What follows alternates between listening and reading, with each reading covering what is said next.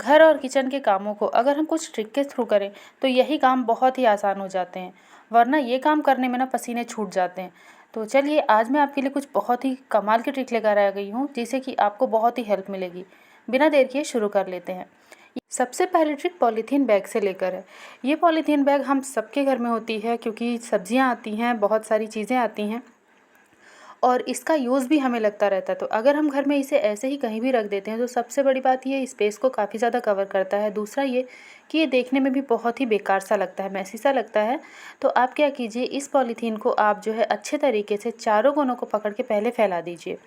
यहाँ पर इस तरीके से जब आप फैलाएंगे तो इसकी जो शाइन है वो बनी रहेगी, साथ ही साथ इसमें सिलवटें भी नहीं पड़ेंगी।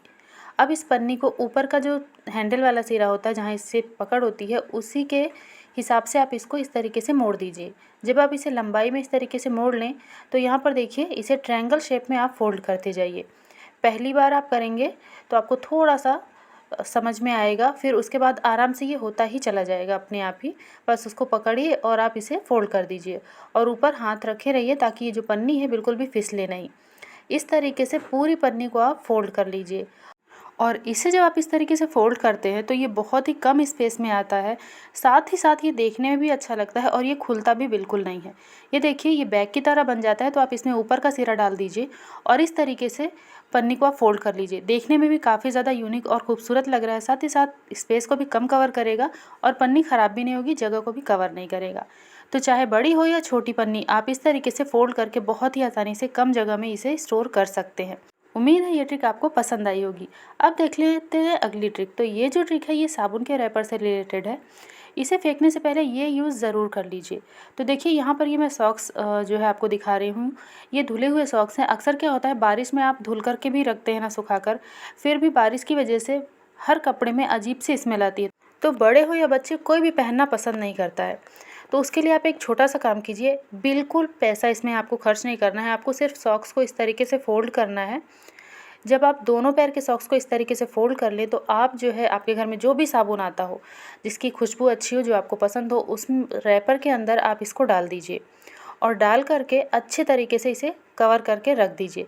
तो इससे होगा ये कि इसमें जो भी बैड स्मेल है वो पूरी की पूरी रिमूव हो जाएगी और बहुत ही बढ़िया तरीके से इसमें जो है साबुन की खुशबू आएगी, जिससे बच्चे जो है बहुत ही प्यार से पहनेंगे। बड़े हो या बच्चे दोनों को ही बहुत पसंद आएगा ये ट्रिक।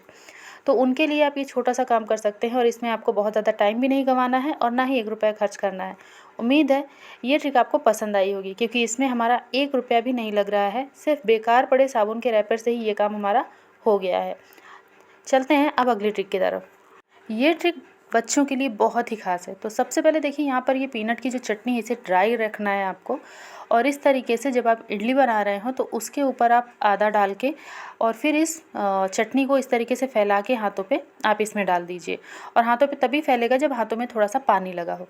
अब इसको और इडली बैटर से कवर कर दीजिए और इसको जो है स्टैंड में डाल के अच्छे तरीके से पका लीजिए।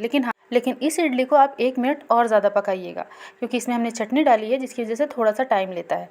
लेकिन हाँ, अब यहाँ पर ये जो इडली है ये बिल्कुल तैयार हो चुकी है। अब जब आप बच्चों को देंगे ना तो उनको आपको अलग से चटनी देने का झंझट नहीं है, क्योंकि बच्चे कई बार क्या होता है ना, जब चटनी लेकर जाते हैं तो कई बार कपड़े गंदे कर लेते हैं या फिर बैग में बुक्स वगैरह गंदी हो जाती हैं।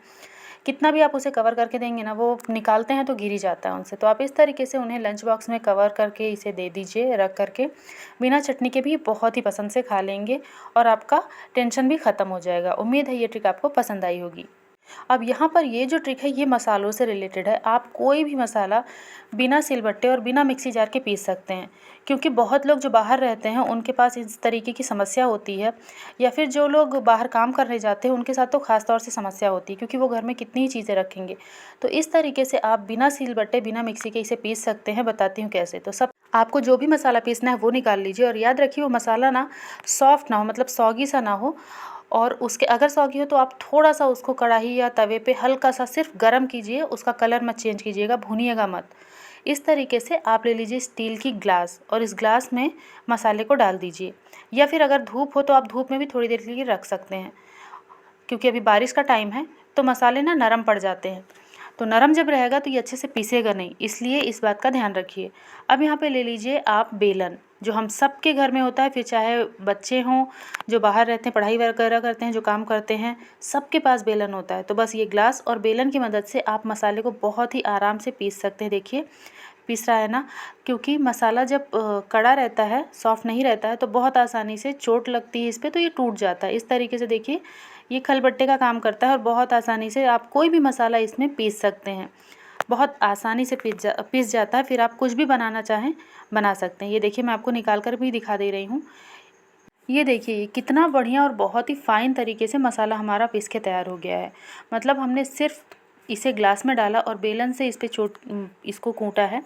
बहुत ही बढ़िया तरीके से तैयार हो गया। अब इससे आप कोई भी सब्ज़ी, कोई भी ग्रेवी बना सकते हैं। इस ग्लास की मदद से आप मसाले को बहुत आसानी से पीस सकते हैं, और बेलन, यही 2 ही चीज़ चाहिए। चलिए अब देख लेते हैं अगली ट्रिक।